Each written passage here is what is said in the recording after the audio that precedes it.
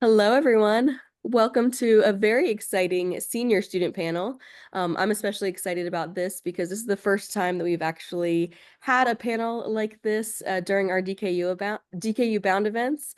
And I'm especially grateful for Semin, who has organized this and will be moderating and also sharing some of her experience and future plans with DKU. Um, my name's Emily Gruby. I am the Associate Director for International Enrollment here at Kunshan University. I just want to give a heads up that our deadline to commit is May 1st, so that is coming up right around the corner. But I want to make sure that you guys have all the resources that you need in making your final decision. So please reach out to your recruitment officer or any of the students in Discord with any last minute questions. We also will have all of our recordings up for these past events. And we just sent out an email last week about Faculty Connect. So if you're wanting to connect with a professor at DKU, basically we're just trying to give you all the tools necessary to make the best decision for you on whether or not DKU is a good fit for your college experience. So please let us know what we need as you are making that decision. Now I'm going to hand the mic over to Semin, and she can take over from here. Okay, perfect. Thank you, Emily, for the introduction. And hi, everyone, and welcome to Senior Student Panel. I'll introduce myself a little later when I talk about my experiences, but just to tell you like how today will work is we'll take turns one by one. So we'll introduce one senior at a time, and we scheduled in a way that for social science majors, arts and humanities, and we'll end with the natural sciences and applied sciences. We have a Q&A session reserved for the end of the session for around like 10 to 15 minutes. So please stay until the end if you have any questions that you would like to ask, and if you didn't ask while signing up. We also will answer your pre-signed up questions in the middle, so stay tuned about that. And let's begin with Effie. So, yeah. Hi, Effie. Where are you? Hi, I actually realized my name. I wrote my name wrong here. Okay. Now it's good to see it. Yeah, I'm Effy, by the way. Okay. I see so many Mongolians, so happy to see everyone too.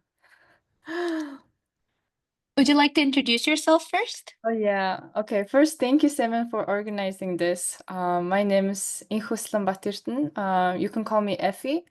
I am from Ulaanbaatar, Mongolia, majoring in institutions and governance with a track in public policy. But I think starting from class of 29, I think this major is gonna be something different. Anyway, I founded DKU Mongolian Students Association and Pre-Law Society. I served as the president for over a year, but kind of retired for my senior year to have a bit more time for myself. And my favorite course, as you can see from the slides, there's this religion course called Animism, Shamanism, and Mediums because, Mongolia is a very shamanist country, so I wanted to take it. Yes. Okay, let's first begin with your major exploration. So, can you tell us a little more about how you spent your first 2 years at DKU and landed with institutions and governance? Mhm. So my class is a bit different experience than a lot of other classes because when class of 25 was students were freshmen, COVID was still like taking place and we couldn't enter China at the time, but DKU offered as an opportunity to go to Duke. So I took that chance and went to Duke as a freshman. So I was technically part of the Duke freshman class and taking classes that was not required by DKU at that moment. I was just exploring everything. I was taking philosophy class, hip hop dance class, Buddhism class, just literally everything that I wanted to take. Because after Mongolian school, it's very not interdisciplinary, as many of you like Mongolians would know that it's if you take chemistry, it's chemistry. So I took lots of things that I've never heard even. For my 2 years, I was just exploring, and I only started to take major requirements at the end of my sophomore year. So now I'm like taking all my major requirements right now. That's the downside of exploring too much, but because DK is such a what is it called? Interdisciplinary liberal arts school. You have so much freedom to explore. Cool. So just in case our admins don't know, all of our students, DKU students need to complete a signature work, which is like a senior thesis that spans across like 2 to 2.5 years here. So, Effie, can you describe briefly about your signature work and like more about how did you find the topic of interest? How did you find your mentor? How was your overall 2 year process looking like? Yeah. And then if you can add a little more, can you talk about any research you've done outside of signature work? Yeah, yeah, signature work, I think everyone should take advantage of this. But it is obviously a requirement, so you have to do some research based on your interest. I think it doesn't have to be related to your major too. For me, if DK didn't have such a requirement, I don't think I would ever go into research. I think I would do probably more professional career after I graduate. So what I did was my research explored how female politicians were treated on social media compared to male politicians in Mongolia. So there very almost non-existing literature on gender in Mongolia, especially in politics. So I wanted to look into that gap, which is pretty niche, especially in this field. So I wanted to see how like Facebook users, they're like pretty brutal in the comment section. Like we all know, like in democratic country, they just name politicians a lot of names. So I wanted to like analyze that. And our seniors just finished our signature work fair or exhibition, but today, like yesterday, did my thesis defense in a conference, and I actually, just to brag about myself a little bit, I got the outstanding thesis. Okay, I don't think you could see, but yeah. There are a lot of opportunities to do research, and there's so much funding at DKU, and there's so little students too. That's why I think there's also so much opportunities. And outside signature work, I applied for multiple fundings, and I went to South Korea and the U.S.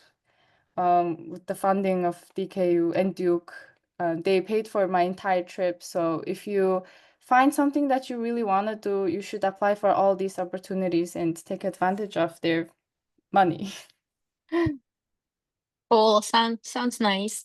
As you approach graduation, like what are you most excited about? Like, is it about going to Yenching or is it more about looking forward to starting your career? What would it be?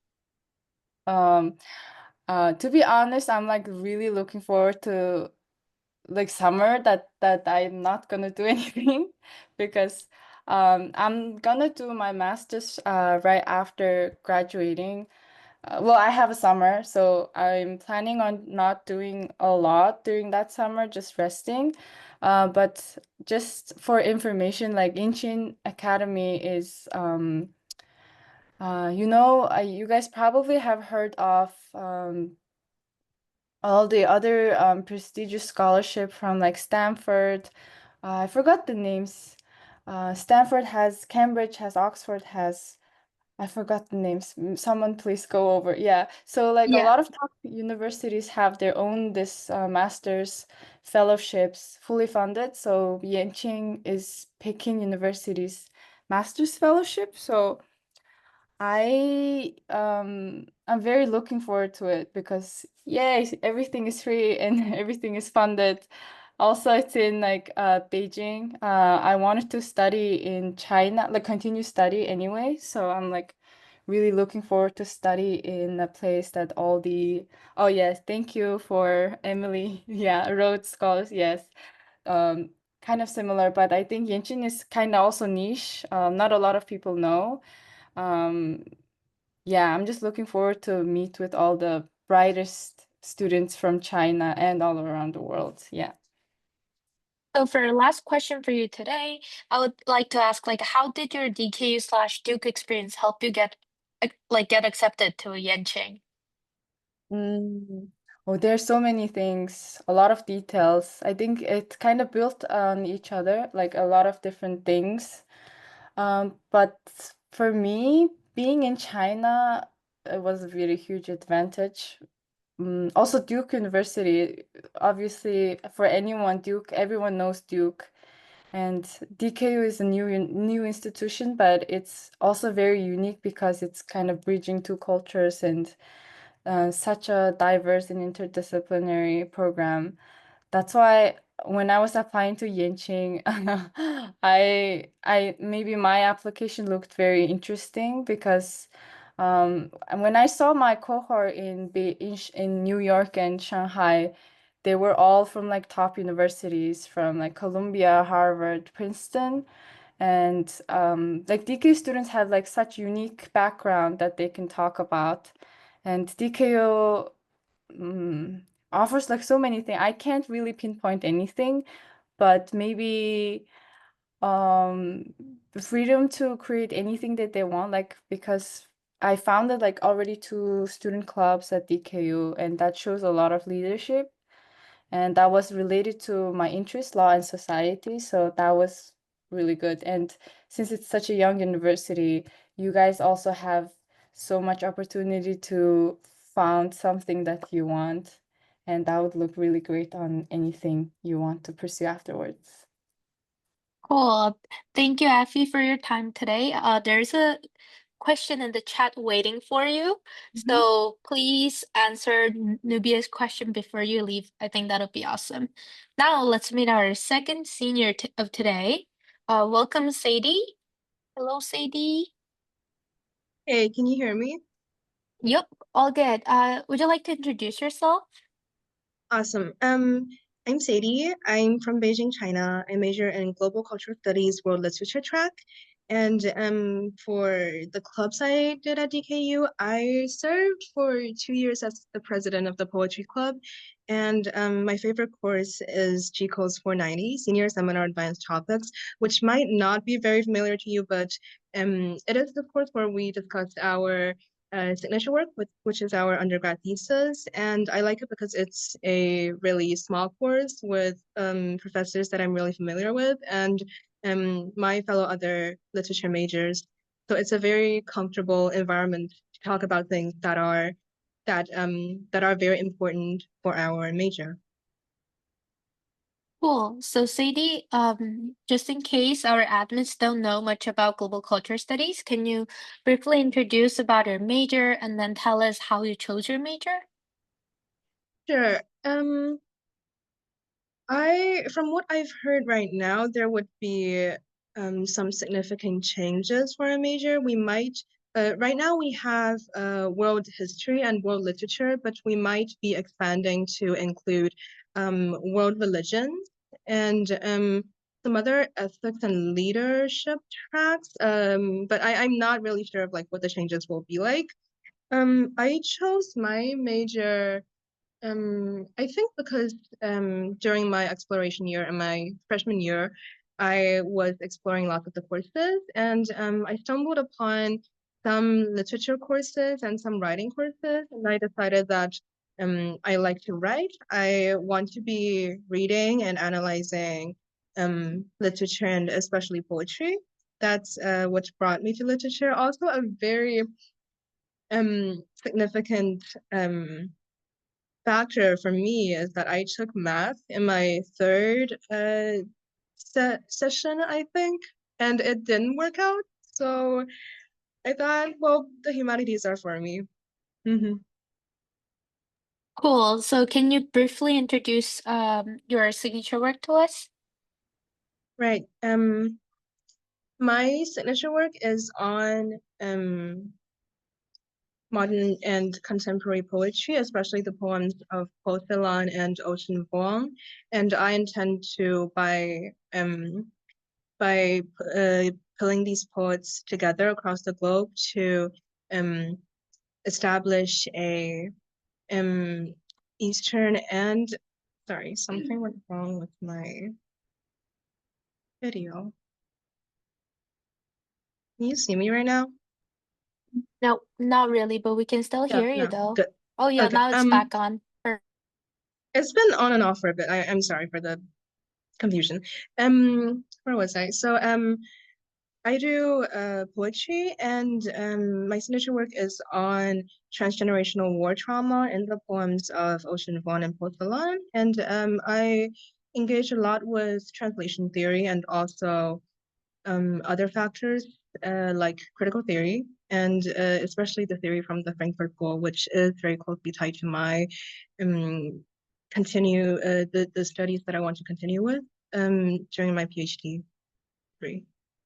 Cool. So can you tell us more about like your mentor and your relationship? Like how did you find your skincare work mentor? How has they been a great help for you? Things like that. Okay. My mentor is Dr. Stephanie Anderson. I actually took her course, I think it's um, American Lyric Across Borders. It's the first literature course I took at DKU, and we've been very close ever since that course. And I my I think I joined her research team nearing the end of my freshman year, and I've been working as her research assistant um, until now. So it's been on for like forever. And we've been very close. When I was trying to choose my mentor, I was thinking maybe since we were that close, I could choose her, but I also wanted to explore like other options. And so I went on a meeting with her. I was asking, I don't know what I should choose. I haven't like considered how I should choose my mentor yet. And she went like, well, I wouldn't be sad or disappointed if you really want to do some other thing with some other professor. I guess if you choose me and then switch to Professor Lewis to do critical theory, I would be a little bit annoyed. And then I cut her off. I said, so what do you want to be my mentor? She said, of course. She said, naturally. And that's how it came to be. I feel like it's really, because the professor-student relationship could be really safe and intimate, I guess. I feel safe in telling her everything. And she has also been a very caring and mentor for me and offered me a lot of guidance on not only signature work, but also like applications, my recruitment events to the schools, and also life guidance. She's really important to me. Great. I'm glad that you brought up admissions, considering Effy asked, when did you start preparing for grad school seriously, and how early would you recommend planning ahead? You can also talk about like how you decided to go to Carolina Duke German Studies program. Okay. I started pretty late. I guess this idea became like a PhD degree became serious when during a conversation I had with my parents about tuition. It was the summer before senior year, and we were discussing the options that I have ahead of me, and we thought that a PhD degree, well, it's people paying for me to read stuff and write stuff would be really ideal. And then I started exploring my options.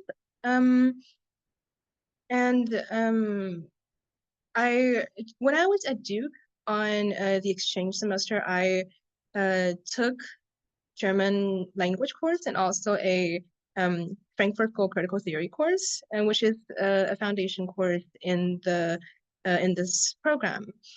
And I realized that I have very deep interest in the profound thinkings of the scholars in this field. And so I immediately after my decision to pursue a PhD degree, I emailed the professor I had at Duke asking like what should I do? What should I be preparing for a PhD degree? And do you think my course paper would be qualified if I turn it into a writing sample for this program? And he said yes. He said you can send me stuff along your way and I can write you letters. So keep in touch with your Duke professors. It's really important.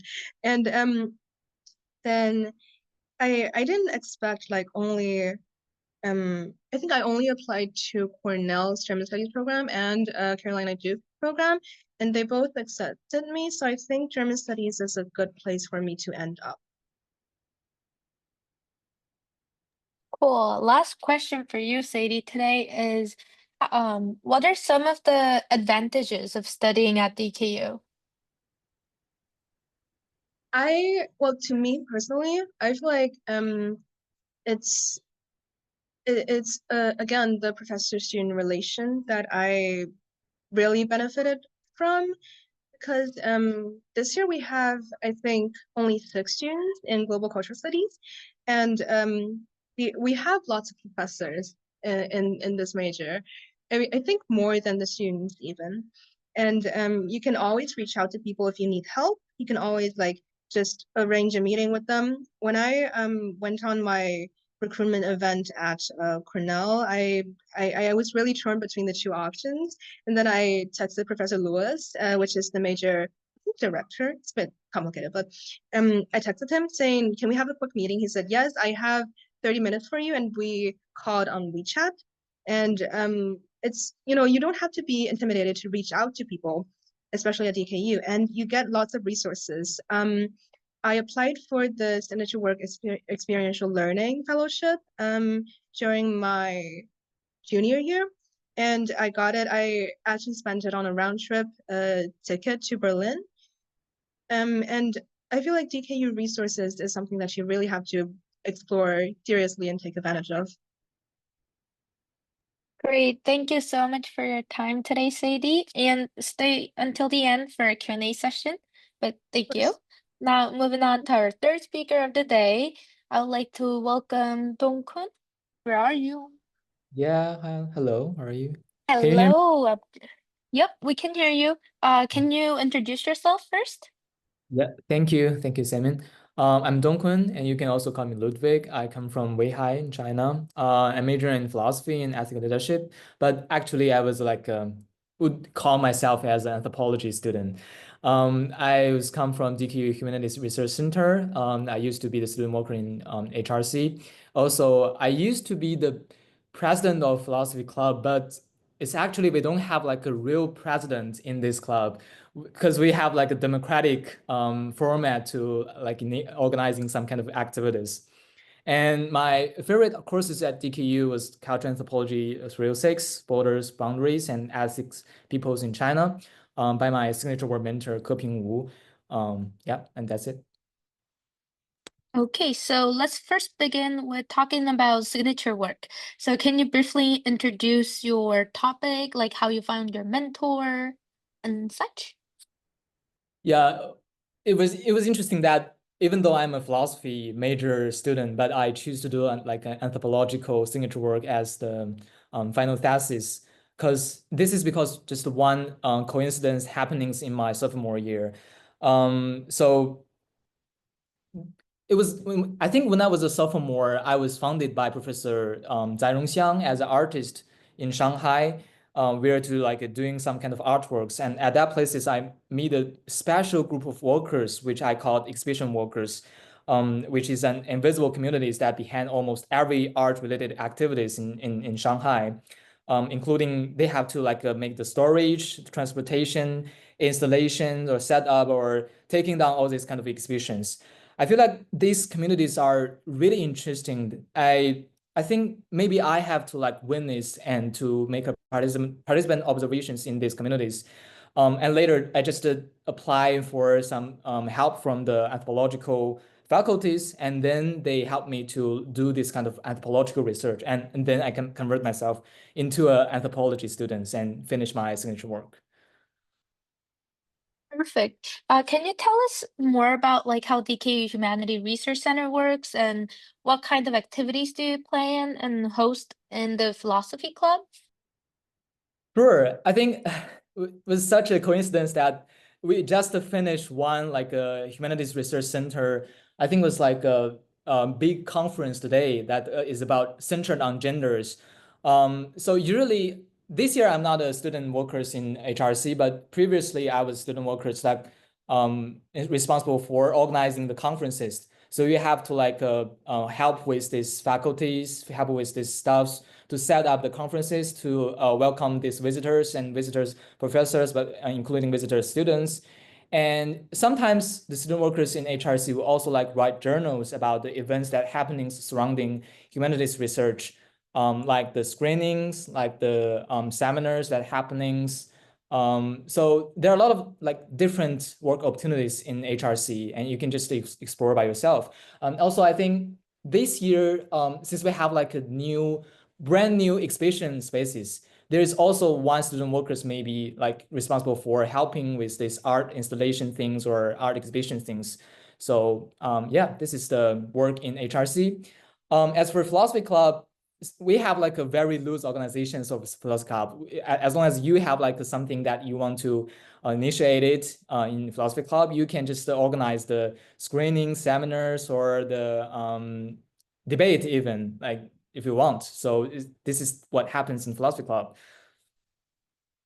So the first like chance I got to know you was the Super Deep. So Yeah. can you talk more about Super Deep? Yeah, sure. So actually, the first opportunities that I learned from philosophy major is also about super deep as a freshman that I just came into these universities. So super deep is a kind of recurring program that hosts seminars, screenings, and sometimes activities like we call it like philosopher's cave, where students gather to discuss ideas or study together by Professor Nathan Hoteller. So usually I think this, I don't remember that. Is that the events, the seminars that by Nathan literally by Nathan Hoteller discussing his philosophy actions that we meet each other, Semin? I forgot the situation, but usually we were invited some of the professors here to share their studies, share their recent writings, and discussing and having pizzas, having snacks with each other. And later we will have the screenings with the movies that related to philosophy topics in Super Deep. So it's like a weekly events that we all have. Okay. Sorry, it's a little late here, so they turned up the light, but it's all good. Moving on to your admission story. So can you tell us more about like when did you realize you want to pursue PhD? And how did the process look like? How did the KU experience help you get a position at University of Rochester, etc.? Mm-hmm. I plan to like go to the grad school like since I'm a sophomore, I think, but everything just changed after I changing my interest in from philosophy to anthropology, which means that I have to like prepare um, totally different things for the grad school. And I think it was in the last semesters in my junior year that I think I should apply for some PhD programs. Out of many reasons, the pragmatical reasons is that I don't want to like put so many economic pressures on my families. Another reason is that I want to like pursue like a profound and deep studies in the field that I'm interested in. So I started to applying for different programs, including the philosophy program, anthropology program, and this visual and culture programs in the senior years. And I think the final decision I made is because I think this is the most suitable program for me because the visual and culture studies was a program that combining the literature, philosophy, and the anthropology, and also visual art history and visual studies that can enable me to like to some extent like continue my interdisciplinary studies in the grad school. So finally, I choose Rochester as my like a PhD school. Yeah. Perfect. Before we end your session, Abe has a question for you. If you could go back to freshman year, what would you do differently to make graduate school preparation more easier? I would directly study anthropology rather than study philosophy first. Cool. Okay. Okay, thank you for your time, Dongkun. We'll have a Q&A session in the end, so stay here. And let's welcome Bob first. Where are you? Hello, Okay. can you hear Oh, me? of course. Yeah, good. Would you like to introduce yourself first? Yeah, sorry. Just I'm out in Shanghai right now for a friend's birthday, so sorry if there's like some extra noise, background noise. But yeah, It's my all name is Bob. Okay, yeah, it's okay. My name is Bob. I'm from Cincinnati, Ohio. in the United States. And I'm studying applied mathematics and computational sciences with a track in computer science here at DKU. And I'm also involved in climbing and CS club at DKU. Okay, my first question for you today is, were you always interested in software engineering jobs and computer science stuff, or did you find your interest after you joined DKU?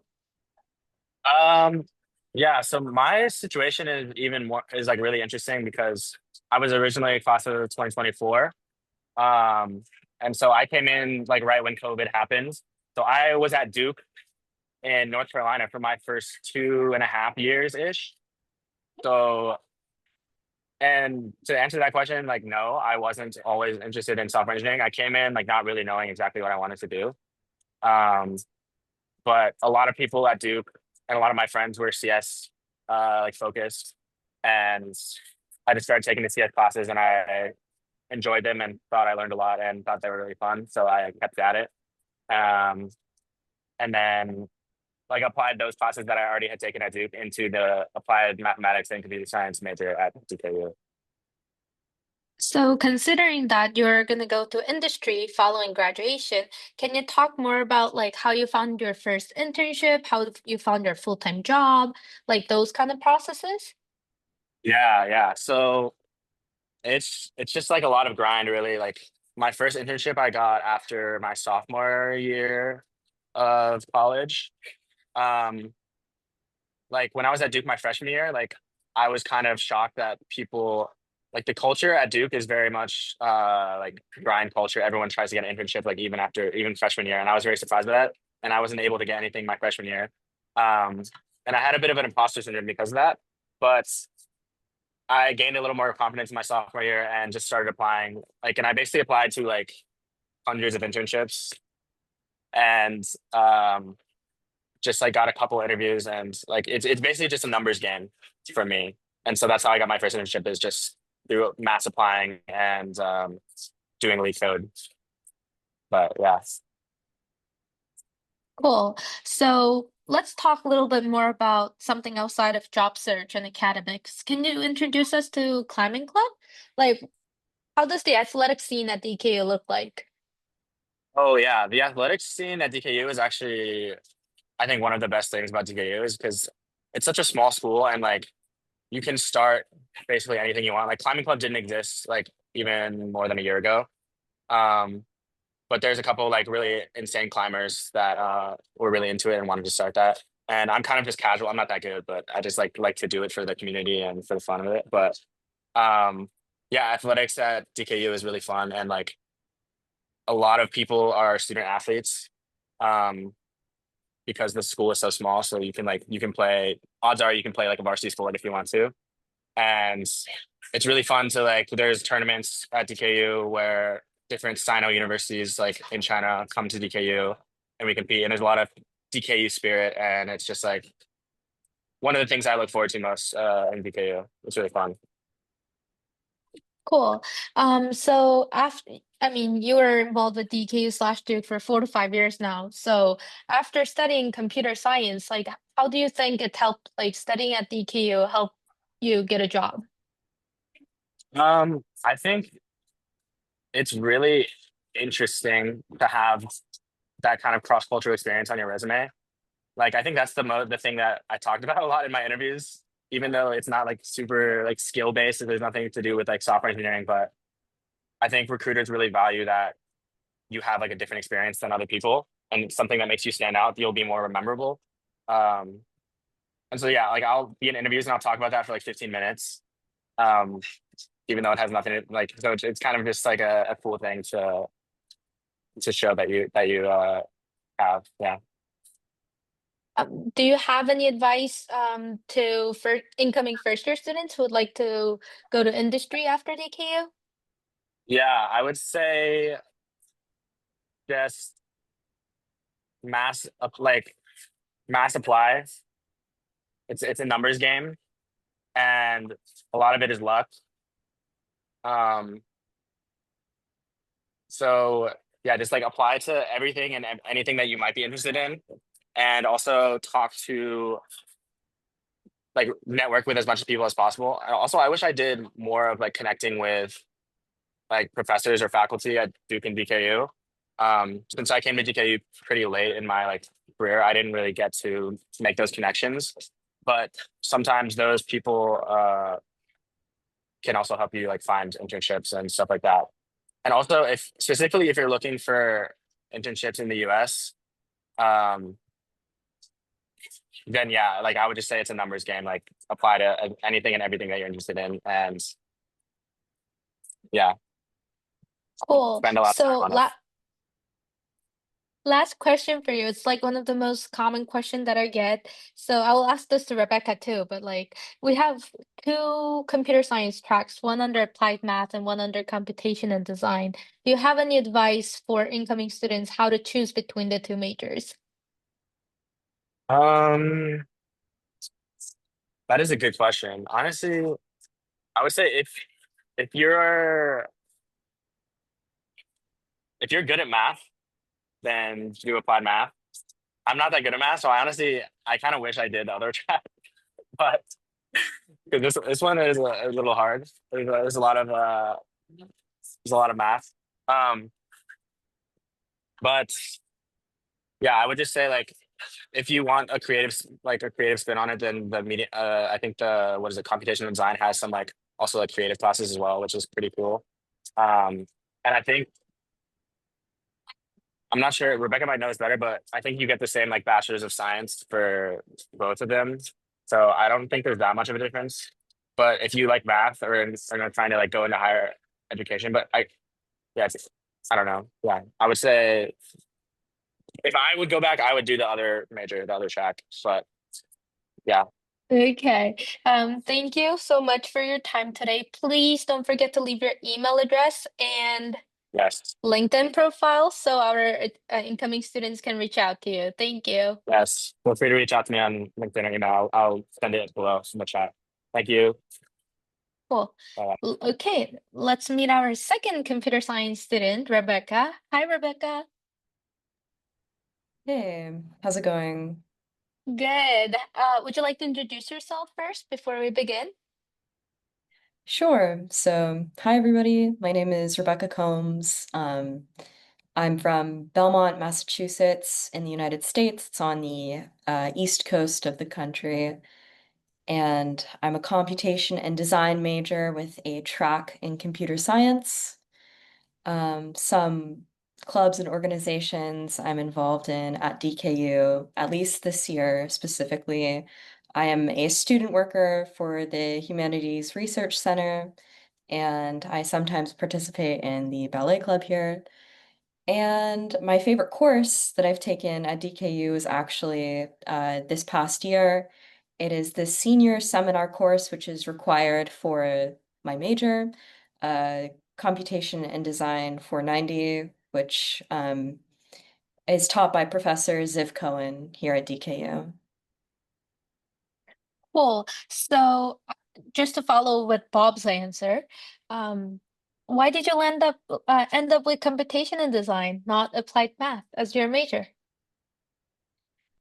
Yeah, so I think I ended up choosing computation and design as my major, or like the overarching major, as opposed to applied math because of my previous experience and interest in more of the application development side of computer science.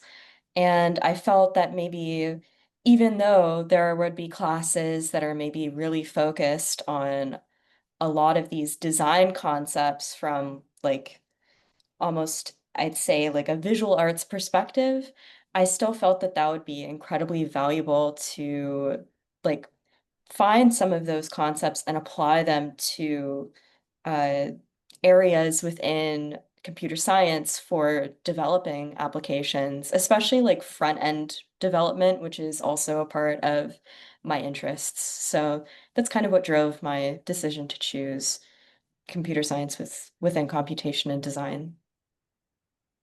Cool. Along with that line, can you tell us more about your experience at Stanford Hackathon?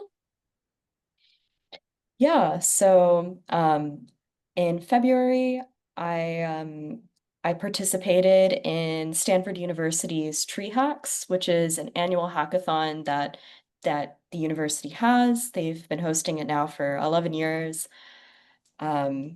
This year they had over 12,000 applications and only 1,000 students who got accepted, but they accept university students from all across the world. It was really amazing getting to fly out to Stanford and San Francisco. It was my first time visiting the West Coast of the United States. It was really amazing getting to meet other undergraduates from countless universities, UC schools, University of California schools, Harvard, all these places, and to work alongside such brilliant undergrads who are also interested in computer science. Um, yeah, would you like me to elaborate on any part of that or? Yeah, sure. Like, how did you, what was your project about? Yeah, so I guess basically, in case if you don't know what a hackathon is, it's a group of students. They all come together. You have a limited amount of time to develop some kind of software or solution to a wide range of problems. In the case of tree hacks, there were 6 tracks of just these general areas that you could apply problem solving to. So there was like sustainability, education, healthcare, to just name a few of the tracks. And for my team, we decided to choose the sustainability track because Stanford University actually had specific challenges within that track. And we felt it was kind of easy to have something specific to start out with. And my team, we ended up developing an application called EcoBite. And it's an app where it allows users to take pictures of their food and then using AI, it can estimate the amount of food wasted in the picture. And ultimately, this application would be used to help institutions be in accordance with a California law that requires institutions to record their food waste for sustainability purposes. And the judges for the event liked it so much that we ended up winning first place in a sponsor category. So it was very exciting. Congratulations. I would like Thank to you. ask you, how did you land your first internship and how did you get your first full-time job at Red Hat? Yeah, so that is a great question. I would say I have a pretty unique background when it comes to internship experience. I actually landed my first internship the summer between my junior and senior year of high school. I worked in a computational biology lab at Harvard Medical School. And that's really when I learned that I was incredibly interested in pursuing computer science. But since then, I mean, the American job market is very competitive. I think Bob talked about it briefly, like even applying to internships, especially through Duke University, like it is even starting at freshman year, just incredibly intense, and a lot of people are going at it just straight from the get-go. So I actually had not had an internship since, despite applying to countless internships every single year. Really, I feel incredibly fortunate and lucky to have landed this position at Red Hat. And I think the reason I was able to land it is because I'm now at a point where I have all of these different interdisciplinary interests that I'm able to just channel really well, understand really well, and communicate quite well within computer science and in adjacent areas related to my interests. And all of that kind of ultimately helped me just be a really great technical communicator and give me this really unique edge, which I think is what helped me land the position. Cool. Last question for you today would be, what's your favorite thing about DKU? My favorite thing about DKU, that is a great question. Um, I mean, to be honest with you, have really I've really grown to love the student worker opportunities. Um, this has been my first full year on DKU's campus, and there are student worker jobs, but getting to work for the Humanities Research Center as a computer science student, I would have never considered even really looking at humanities courses or anything within the humanities. And so getting that exposure within like a liberal arts school has just been so fabulous. Getting to hear about research that's being done in depth and with so much passion in these fields has just been really eye-opening. I think even Ludwig talked about this humanities research conference that's been going on for the past 2 days, and going to that was just like amazing. And so I think it's a great opportunity to get more involved in the campus, more involved in the community, to learn more about what's going on the campus and stay involved in that way. So I would highly recommend taking up a student worker job, especially with the HRC. But yeah, thank you. Thank you, Rebecca, for your time. Please stay for another like 10 minutes for a Q&A. And let's move on to today's last speaker, which is myself. So hello, everyone, and thank you so much for joining the first ever senior student panel today. I am Semin Kim. I originally come from Seoul, South Korea, and I'm a super senior here, just like Bob. I entered as class of 2024. I took a year off in the middle, so I'm graduating together with my class of 2025 classmates. I major in molecular bioscience with a track in genetics and genomics. I would like to highlight one thing that I like about the EKU, which is I don't have to declare my major until my fourth semester here. And even after declaring, I am available, like they let you change your major slash track. So I would say that's like one of my favorite thing about the EKU, considering I used to be a global health slash biology track student. And then I was a molecular bioscience, cell and molecular biology, and I ended up with genetics and genomics, which I call it's my true passion. And for clubs and organizations, you probably saw me a lot on Discord because I work for Office of International Enrollment Management. It has been around 4 years with the office together, and I also founded Women in STEM at DKU. My favorite course is Biology 403 taught by Dr. Jianbo Ye, an experimental method in functional genomics where you can do hands-on projects with CRISPR technology. And I am looking forward to joining Yale in the August/September of this year for the Biological and Biomedical Sciences PhD program, and my track is in molecular cell biology, development, and genetics. I think I probably mix up the order, but it's a very interdisciplinary program too. So I am here just to briefly talk about how my experience was, and I think I covered a lot already about how like your academic freedom and exploring your major, so I'll skip that part. But people always ask me, like, would you like to give any advice for first year students planning to go to PhD? I would say, especially in the realm of like biology slash global health, and if you're looking forward to go into PhD, I think the core idea is doing research. So you need to like research. You may not be great at it at first. Of course, no one starts amazingly well, but at least you should like it. So if you come here, try to find the professor from your, I wouldn't say first year, but like if you want, you can definitely join in your first year. I joined in my second year, and try to figure out if going to the lab every day works out for you, and sitting in the chair thinking about the project for like 8 hours a day work for you or not. I think that's a pretty nice place to start off with. And starting there, you can think about, do I like answering questions that may not have an answer? So I love doing those. So I ended up doing, I do genetics research, and I like to figure out mysteries. And I also like doing puzzles. So biology PhD is kind of a thing that I want in the future. And for me personally, I always wanted to be a teacher slash professor. So that's why I think I chose PhD program over master's. Because at the end of the day, I knew I need a PhD degree to stay in academia and find a higher position. But besides that, my favorite thing about DKU is research opportunities. Considering that our vast majority of our school population is undergrad, a lot of the laboratories have like fully undergrads or even like 80 to 90% undergrads. That being said, even if you are like a first year student or second year student, you'll have hands-on projects to work on with a faculty. And depending on the opportunities, you will be able to get paid by working as a student research assistant.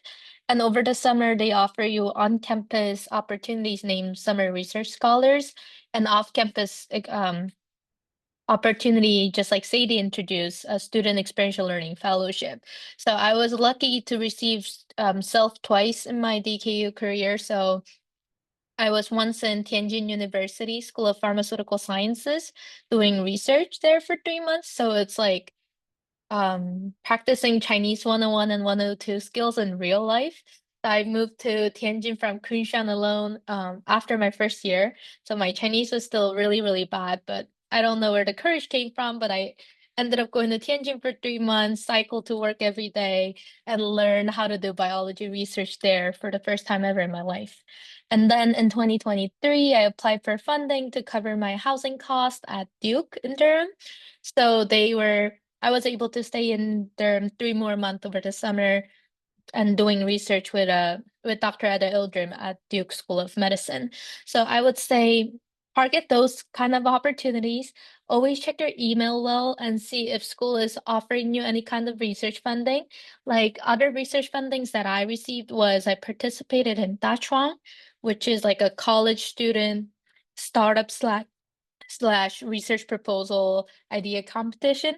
So I gathered the two other Chinese friends who I was really close with and came up with this idea to incorporate Kunshan stray cats and cats in like domestic household to do an infectious disease epidemiology project.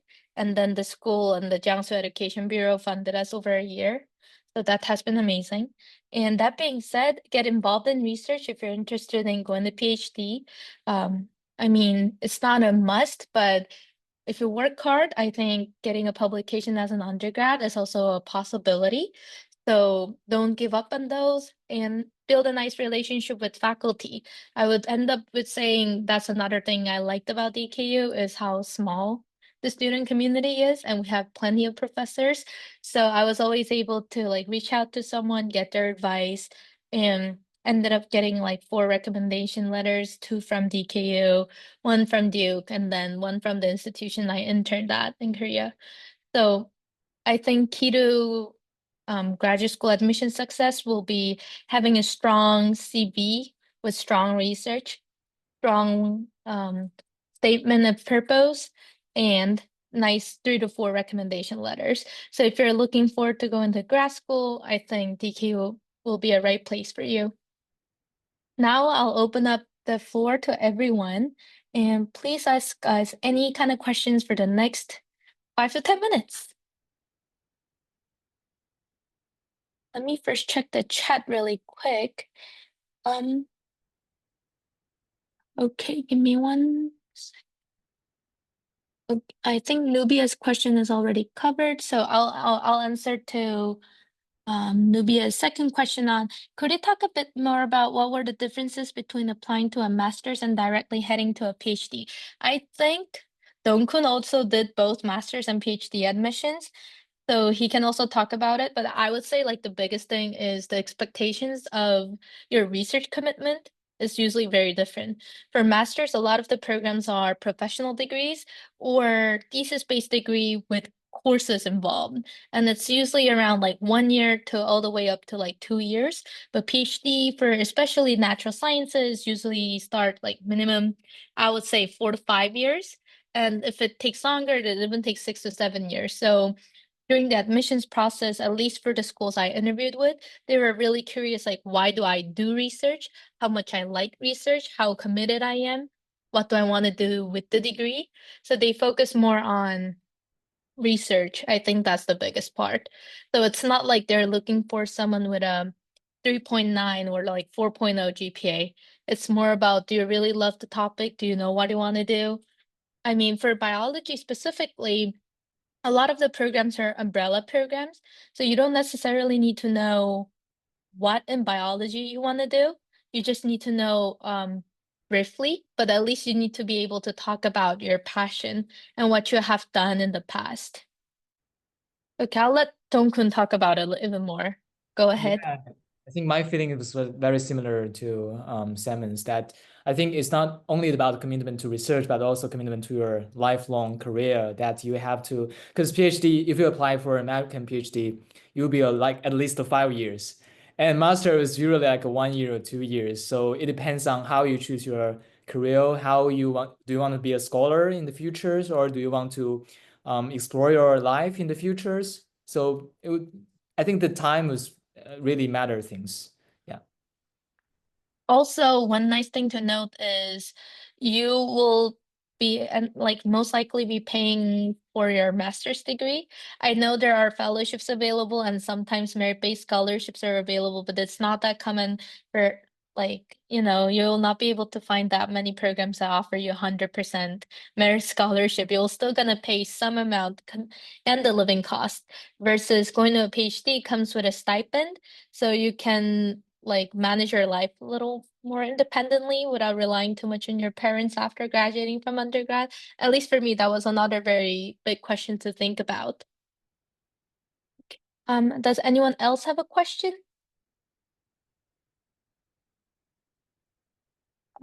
Then give me 1 second. Oh yeah, I think I didn't ask this to Rebecca. Just in case, Dongkun or Sadie, if I didn't ask you. Oh, no, I think I asked Dongkun, sorry. Sadie can also answer this. If you could go back to freshman year, what would you do differently? Yeah, to make your job search in industry easier or just overall, like what would you do differently?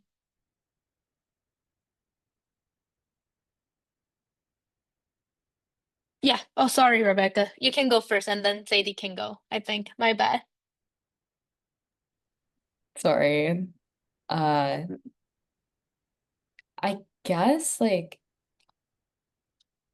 in terms of making the job search easier for like a job, I would say at the end of your 4 years, I think genuinely, given the state of the world, it is really hard to say what the job market is going to look like at the end of your 4 years. I personally feel that the job market, as I looked at it during my freshman year, looks quite different or looked quite different from what it does right now.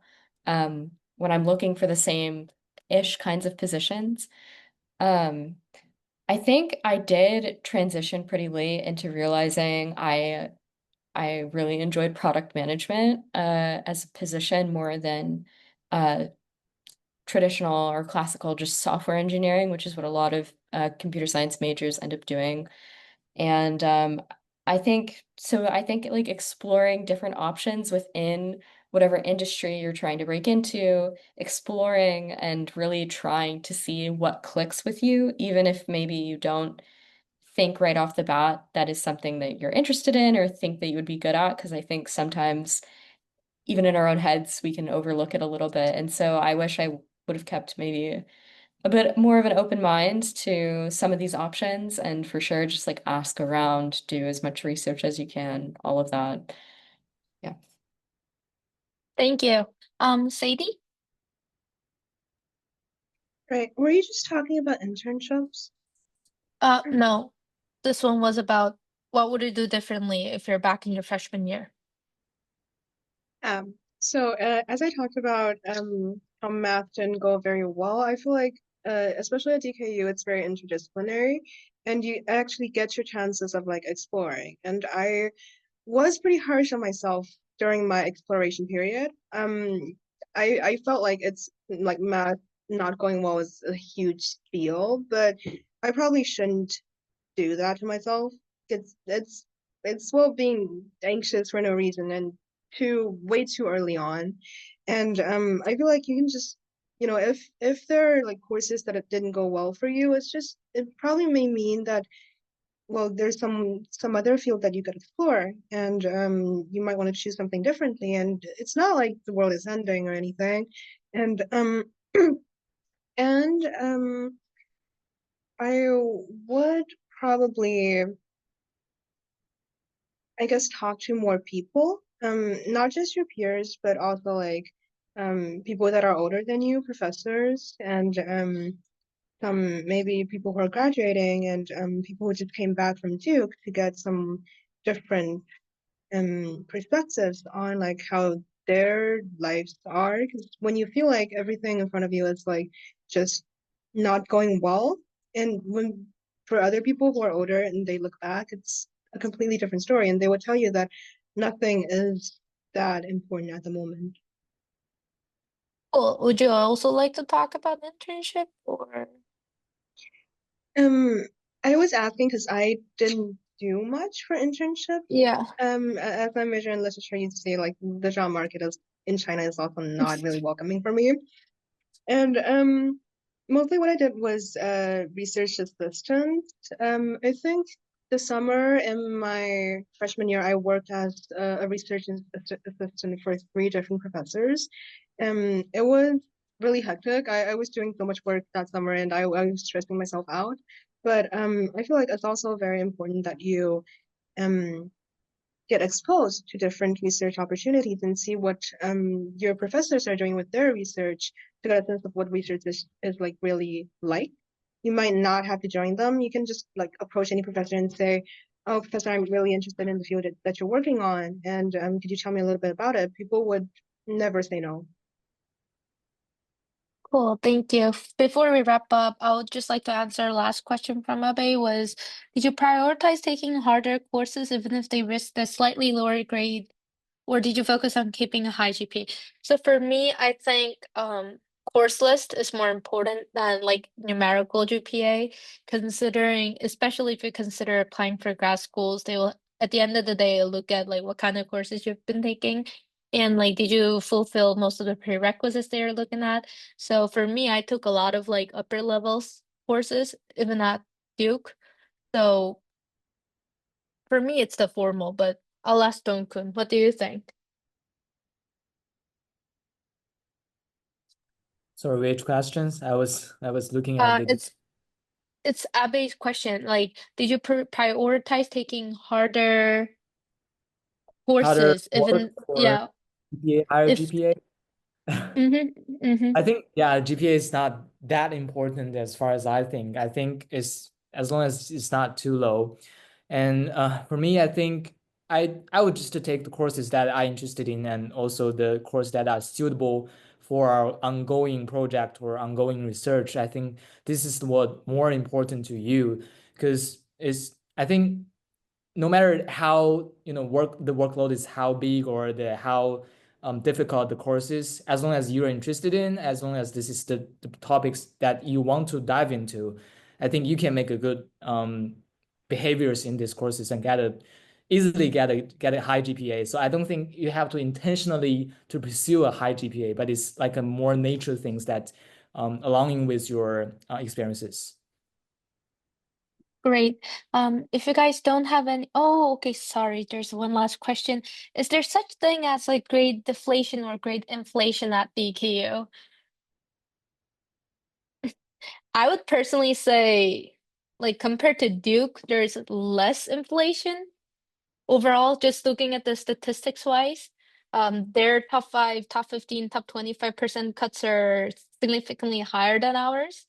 But I haven't been anywhere else than DKU and Duke, so I can't really tell you like objectively is it deflated or inflated. But does anyone else want to add a little to the question? No, not really. Okay, cool. Yeah, I hope that answered your question. And thank you so much for joining me today. And special thanks to Rebecca, Duncan, and Sadie for your time. And if you guys have any follow-up questions, please reach out to us on Discord, LinkedIn, or even our email. So thank you all.